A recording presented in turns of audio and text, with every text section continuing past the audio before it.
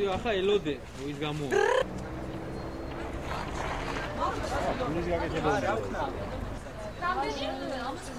მორალური კომპენსაცია აურებას სამოქალაქო სიმბოლური ხასიათის ორდერულობა ზოგადად ჩვენი ორგანიზაციის მიერ მომზადებული იქნა სამოქალაქო სარჩელი, რომელიც შეეხება იმ ფაქტების უარყოფას, რომელსაც ტარიელცის ხელზე თulis, რომ მის მიმართ გავრცელდა არასწორად.